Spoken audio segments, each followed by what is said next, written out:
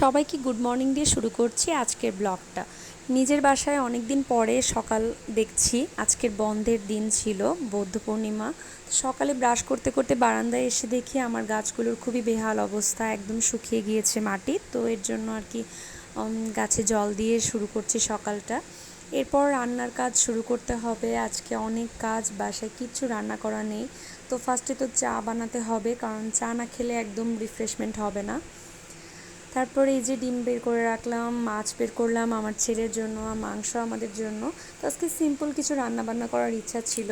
নিজের জন্য চা ঢেলে রাখলাম আর শুভঙ্করের জন্য রেখে দিয়েছিলাম। ও যখন ঘুম থেকে উঠবে ওকে গরম করে সার্ভ করব। তারপর চা খাওয়ার আগে ভাবলাম যে ডিমটা সিদ্ধ করে নেই, তাহলে একবারে দুই কাজ হয়ে যাবে, টাইম ওয়েস্ট হবে না, কারণ অনেক কাজ আছে অ্যাকচুয়ালি। তারপরে এই যে ওর মাছটাও হচ্ছে হলুদ আর লবণ দিয়ে মাখিয়ে নিলাম। আমাদের মাংসটাও মাখিয়ে নিয়ে রেখেছিলাম, যে একটু কিছুক্ষণ মাখিয়ে রাখলে ভালো লাগে।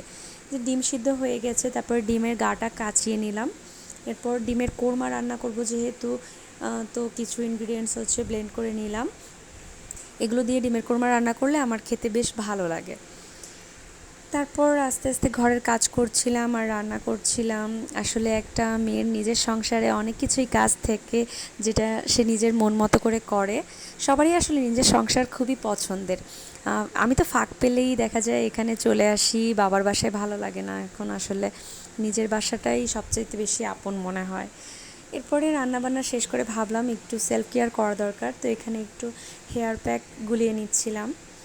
এটা জাস্ট কিছুই না, একটু ওয়াটার দিয়ে গুলিয়ে নিলেই হয়। তারপরে এই হেয়ার অয়েলটা কিনেছিলাম, ভাবলাম এটা একটু অ্যাপ্লাই করি। তো শুভঙ্কর বলছিল ওকেও একটু দিয়ে দেওয়ার জন্য, ওকে একটু দিয়ে দিলাম আর হেড ম্যাসাজ করে নিলাম। দেন সন্ধ্যার দিকে পূজা আমার কাজিন এসেছিল, তো আমরা সবাই মিলে একটু চা পার্টি করলাম বিস্কিট দিয়ে। তারপর বেরিয়ে পড়লাম আঙিনার উৎসবের জন্য। আঙিনায় উৎসব চলছিল, এটা নিয়ে অনেক বড় একটা ব্লগ আছে, সেটা অন্য একদিন করব। তো আজকের জন্য এটুকুই, টাটা।